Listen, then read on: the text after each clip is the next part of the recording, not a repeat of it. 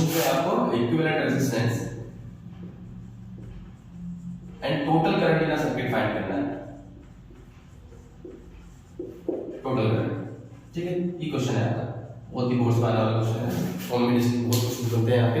अब ये क्वेश्चन निकालने के लिए बच्चे सबसे ज्यादा गलती क्या करते हैं, देखिए बच्चे स्टार्ट करते हैं इस क्वेश्चन को। आपको पता है सीरीज और पैरेलल के फॉर्म में लगेंगे और दोनों ही पैरेलल फॉर्म थे। आपको पता है इक्विवेलेंट रेजिस्टेंस के और series R net equals to R1 plus R2 plus R3 dash dash parallel product और वो parallel 1 upon R net equals to 1 upon R1 plus 1 upon R2 dash dash equals to 1 upon R, ठीक है। ये दो फॉर्मूले आपके इसमें use होंगे। सबसे पहला काम होता है सीरीज और पैरेलल को पता लगाना कि कौन चीज सीरीज में, क्या चीज पैरेलल में, हमारी कौन से रेजिस्टर्स सीरीज में, कौन से रेजिस्टर्स पैरेलल में। तो बच्चे क्या करते हैं, यहां से आप करंट को फ्लो करवाएंगे। करंट को फ्लो करवाने के बाद आपको मेन चीज ध्यान रखनी है, सेम करंट तो सीरीज कॉम्बिनेशन। अगर रेजिस्टर में सेम करंट फ्लो हो रहा है तो सीरीज, और अगर डिफरेंट करंट फ्लो हो रहा है तो पैरेलल। अब डिफरेंट कलर कब आएगा, जब कोई भी हमारा पॉइंट पे क्या आएंगे, जैसे ये सब पॉइंट्स हमारे क्या है, इन पॉइंट्स को हम एंड्स बोल सकते हैं, ठीक है। अब एंड्स जो है, कुछ एंड्स में जंक्शन पॉइंट है करंट के लिए, कुछ एंड जंक्शन पॉइंट नहीं है। जैसे हम बोल सकते हैं कि इस पॉइंट को जंक्शन पॉइंट बोलेंगे, इसको जंक्शन पॉइंट नहीं बोलेंगे। जैसे करंट यहां से सीएम जाएगा तो इस पे जाएगा, फिर उसके बाद यहां से डिवाइड होगा अलग अलग। तो इन दोनों, ये दोनों कॉम्बिनेशन में हमारा क्या होगा, पैरेलल कॉम्बिनेशन है, ठीक है। तो बच्चे गलती क्या करते हैं, बच्चे इन दोनों को पैरेलल में देखेंगे, आपको पता है पैरेलल में है तो आज इन पे पैरेलल का फॉर्मूला लगाइए। ये नहीं करना है आपको। हमेशा इस क्वेश्चन में करने के लिए बैटरी के सबसे लास्ट वाले एंड से स्टार्ट करना है, उनको रीड्रॉ करते करते इस केस में आना है। सबसे पहले आपको क्या करना है, आपको चेक करना है कि सबसे ऊपर वाले एंड के पास जो रेजिस्टेंस है वो किस कॉम्बिनेशन में है, 3 and 7। 3 में करंट गया, 7 में, 3 और 7 में करंट सेम गया है, इसे सीरीज कॉम्बिनेशन की वजह से हम बोल सकते हैं 3 ohm and 7 ohm are in series.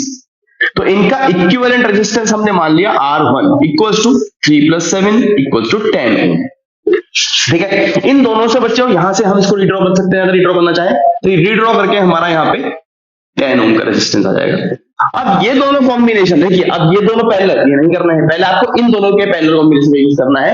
अगर आपने ये दोनों पैरेलल कॉम्बिनेशन आगे दिया है, उसके बाद हम बोलेंगे कि 10 ohm और 10 ohm are parallel combination, then 10 ohm and जो हमारा नया रेजिस्टेंस R1 आया है, जो हमने R1 माना है, R1 R इन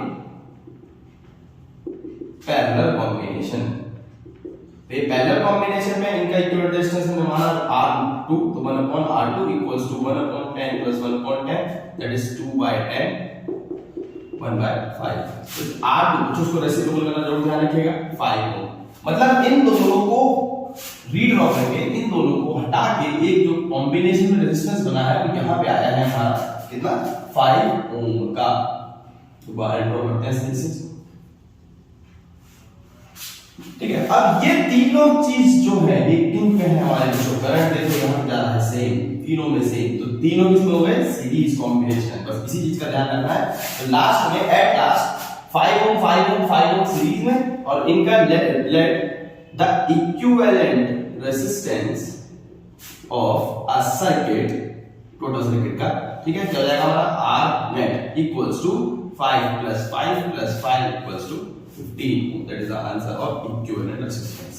अब आपको करंट फाइंड करना है बच्चों। तो करंट फाइंड करने के लिए आप क्या करेंगे, तो करंट फाइंड करने के लिए आपको सीधा फॉर्मूला लगाना है। करंट आपको टोटल फाइंड करना है, that is I net equals to V net by R net, that is Ohm's law। V net के अकॉर्डिंग हमारा 7.5 upon 15 1/2, that is 0.5 ampere. Units का याद रखना, सबसे मेन चीज आपकी यूनिट्स होती है। आपने बिना यूनिट्स के आंसर लिखे तो आपके मार्क्स कटेंगे। तो ये बहुत अच्छा क्वेश्चन है। इस तरह के क्वेश्चंस और आएंगे आपके पेपर्स में। आपको कॉम्बिनेशन का ध्यान रखना है। बच्चे बहुत सबसे बड़ी गलती यही करते हैं, जैसे मैंने इसमें आपको दोबारा एक बार ड्रॉ करता हूं डायग्राम को, ये बच्चों को नहीं दोबारा एक बार समझाते हैं। जैसे यहाँ पे हमारा 5 ohm और 7 ohm का रेजिस्टेंस था, और यहाँ पे भी हमारा 10 ohm का रेजिस्टेंस था, ठीक है। तो बच्चे गलती करते हैं, इनको पता जाता है दोनों पैरेलल कॉम्बिनेशन में, लेकिन इसी से स्टार्ट कर देते हैं और सारा क्वेश्चन गड़बड़ हो जाता है। अब देखिए, अगर आप गलती करते हैं, अगर इन दोनों का पैरेलल कॉम्बिनेशन में लगाने, पहले इन दोनों को सीरीज में लगाने के बाद इन दोनों को पैरेलल में लगाते, तो इन दोनों को पैरेलल में लगाने के बाद ये दोनों एक साथ सीरीज में आ जाते हैं, और ये चीज हमारे नहीं हो पाती।